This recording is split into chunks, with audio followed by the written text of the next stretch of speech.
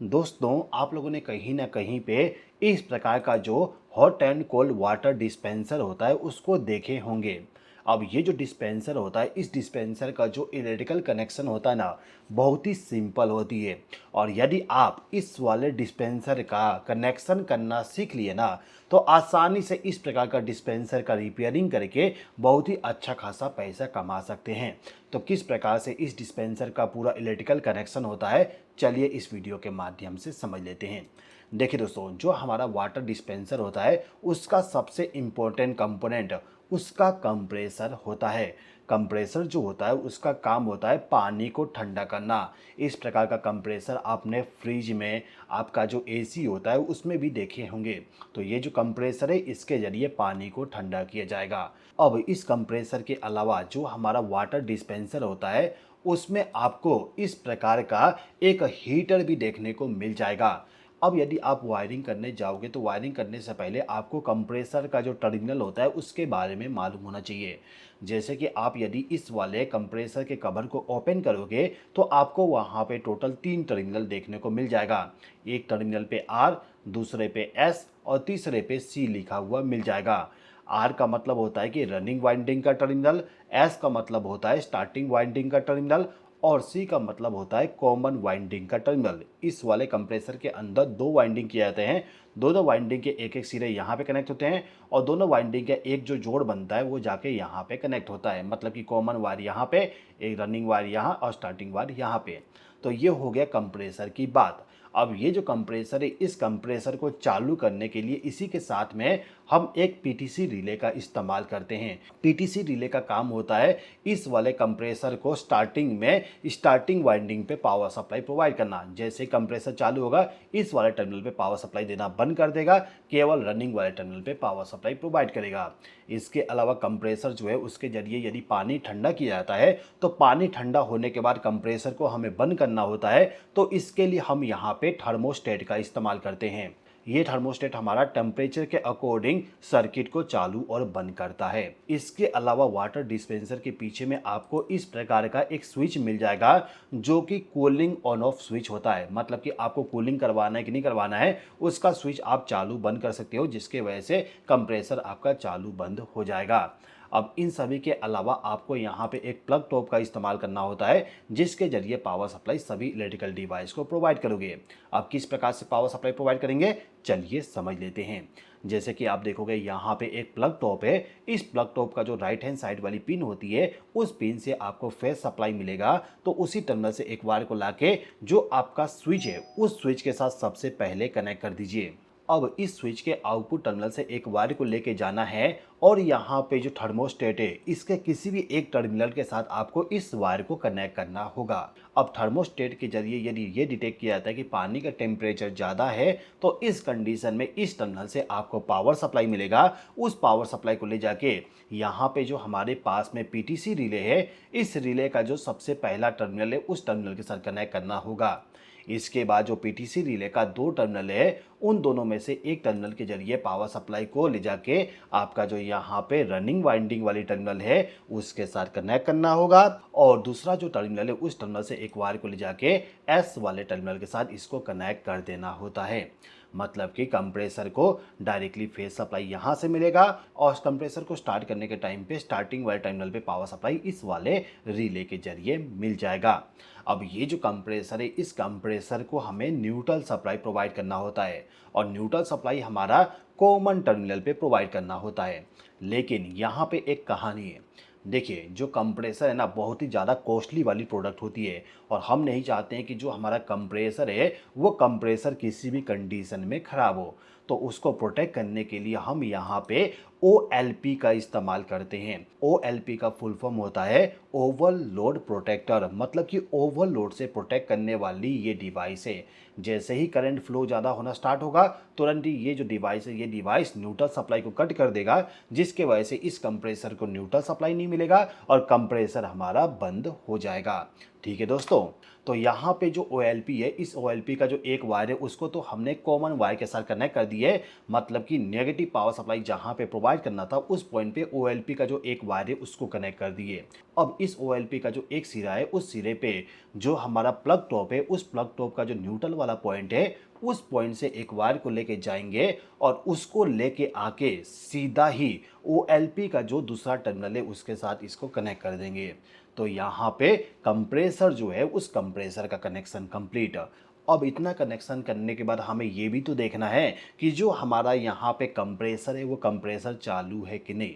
तो इसको देखने के लिए आप यहाँ पे एक इंडिकेटर का इस्तेमाल कर सकते हो। ये इंडिकेटर कहलाएगा कूलिंग इंडिकेटर, क्योंकि यहाँ पे जो कंप्रेसर है वो कंप्रेसर यदि रन होता है तो उसी समय ये इंडिकेटर ग्लो होगा, और ये इंडिकेटर ग्लो होता है तो हम समझेंगे कूलिंग हो रहा है, मतलब कि पानी को ठंडा किया जा रहा है। अब ये जो इंडिकेटर है इसका कनेक्शन करना बहुत ही सिंपल है। सबसे पहले आप क्या करिए, न्यूट्रल पावर सप्लाई जो है उसको लाके इंडिकेटर के साथ कनेक्ट कर दीजिए। अब इस इंडिकेटर को फेज सप्लाई जो प्रोवाइड किया जाएगा वो प्रोवाइड किया जाएगा थर्मोस्टेट के आउटपुट टर्मिनल से। तो हम चाहे तो यहाँ से बीच में से कनेक्ट करके वायर कनेक्ट कर सकते हैं, या फिर इस पॉइंट से एक वायर को कनेक्ट करके इस वाले इंडिकेटर को फेज सप्लाई दे सकते हैं। मतलब कि थर्मोस्टेट के जरिए यदि पावर सप्लाई फ्लो करवाया जा रहा है तो ये इंडिकेटर ग्लो होगा, और थर्मोस्टेट से पावर सप्लाई आगे फ्लो नहीं करवाया जाएगा तो ये इंडिकेटर ग्लो नहीं होगा। तो यहाँ पे जो कंप्रेसर है इस कंप्रेसर का कनेक्शन कंप्लीट। अब यदि मैं इस प्लग टॉप को पावर सप्लाई के साथ कनेक्ट कर दूं, फिर ये जो स्विच है इसको चालू कर दूं, तो कंप्रेसर चालू हो जाएगा। इसके चालू होने से पानी का कूलिंग होना स्टार्ट हो जाएगा, और जैसे ही कूलिंग हो जाता है तो ये जो थर्मोस्टेट है ये थर्मोस्टेट फेज सप्लाई को कट कर देगा, जिसकी वजह से ये लाइट ग्लो होना बंद हो जाएगी और कंप्रेसर भी ऑफ। फिर से पानी का टेम्परेचर जब बढ़ेगा तो ये थर्मोस्टेट पावर सप्लाई को चालू करेगा, फिर से यहाँ पे कंप्रेसर हमारा चालू हो जाएगा। ठीक है, इतना चीज़ें आपको समझ में आ गया होगा। अब दोस्तों यहाँ पे हम ये भी समझ लेते हैं कि जो पानी का डिस्पेंसर होता है उसके अंदर पानी कैसे गर्म होता है। देखिए, पानी को गर्म रखने के लिए इस प्रकार का एक टैंक लगा होता है। उस टैंक के अंदर में इनबिल्ट हीटर होती है जिसका टर्मिनल यहाँ पे शो किया गया है। अब ये जो टर्मिनल है इस टर्मिनल पे आपको पावर सप्लाई कनेक्ट करना होता है। इसके अलावा यहाँ पे दो स्विच लगा हुआ है जो कि हमारा थर्मल स्विच होता है प्रोटेक्शन के लिए। जैसे कि आपको मालूम है पानी को यदि हम ज़्यादा गर्म कर देंगे तो पानी हमारा भाप बनेगा, और भाप बनने की वजह से यहाँ पे टैंक हमारा फट सकता है, या फिर टेम्परेचर ज़्यादा होने की वजह से पानी यहाँ पे गर्म होते होते पूरा का पूरा खोल जाएगा। तो यदि आप वैसा नहीं चाहते हो तो इसके लिए आपको थर्मल स्विच का इस्तेमाल करना पड़ता है। और यहाँ पे केवल एक थर्मल स्विच का इस्तेमाल नहीं किया गया है, यहाँ पे दो दो थर्मल स्विच का इस्तेमाल किया गया है, जिससे कि एक थर्मल स्विच यदि काम नहीं करता है, जैसे कि पानी गर्म होना स्टार्ट हुआ तो एक थर्मल स्विच पावर सप्लाई को बंद कर देगा। लेकिन बाई चांस यदि एक थर्मल स्विच पानी को डिटेक्ट नहीं कर पाता है, गर्म होने की वजह से ये पावर सप्लाई को बंद नहीं कर पाता है, तो दूसरा वाला काम कर दे जिससे कि प्रोटेक्शन मिल जाए और पानी ज़्यादा गर्म ना हो। ऐसा प्रोटेक्शन के लिए यहाँ पे दो थर्मल स्विच का इस्तेमाल किया गया है।